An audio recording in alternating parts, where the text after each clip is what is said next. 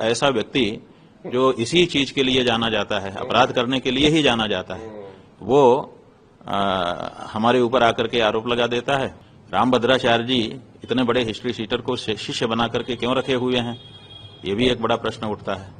तो जो आरोप लगाने वाले का चरित्र है वो अब सार्वजनिक हो चुका है। उनकी ये अर्जी आई थी वो झूठी है, इस बारे में प्रमाण पहले से ही न्यायालय में धारा 22 के तहत दे ही दिया है। आरोप लगाना बहुत सरल होता है, कोई भी किसी के ऊपर भी आरोप लगाने के लिए स्वतंत्र है।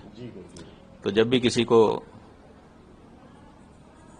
बदमाशी सूझती है तो वो किसी पे आरोप लगा देता है, लेकिन आरोप लगाने के बाद आरोप टिकना चाहिए, वो सिद्ध होना चाहिए। तो अगर वो आरोप सच होगा तभी सिद्ध होगा, अगर वो आरोप झूठा है तो वो टिकेगा ही नहीं। और अभी तो लोगों ने हमको बताया है कि जिस व्यक्ति के द्वारा ये आरोप लगाए गए हैं वो खुद जो है हिस्ट्री शीटर है। माने जाने कितने मुकदमे उसके ऊपर अलग अलग आपराधिक धाराओं में पंजीकृत हैं और मुकदमे चल रहे हैं, कई बार जेल में भी रह करके आया हुआ है।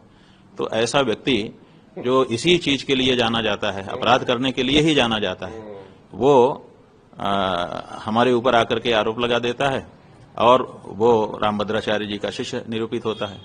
रामभद्राचार्य जी इतने बड़े हिस्ट्री शीटर को शिष्य बना करके क्यों रखे हुए हैं, ये भी एक बड़ा प्रश्न उठता है। तो जो आरोप लगाने वाले का चरित्र है वो अब सार्वजनिक हो चुका है, बहुत सारे लोग उस पर प्रमाण भेज रहे हैं और मामला न्यायालय में है, वहां पर उनको भी प्रमाण रखना ही पड़ेगा। और हम लोगों ने जो उनकी ये अर्जी आई थी वो झूठी है, इस बारे में प्रमाण पहले से ही न्यायालय में धारा 22 के तहत दे ही दिया है।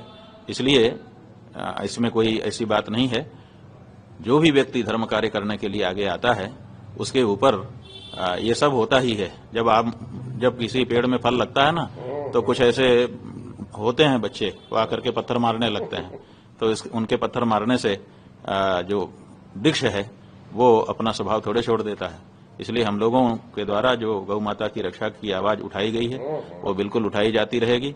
और बल्कि इस तरह की अगर व्यवस्था की जाएगी, हम लोगों को हमारे चरित्र हनन की आदि की कोशिश की जाएगी, तो इससे अप्रभावित रहते हुए हम अपनी गौ माता की रक्षा के लिए और भी दृढ़ता से आगे बढ़ते जाएंगे।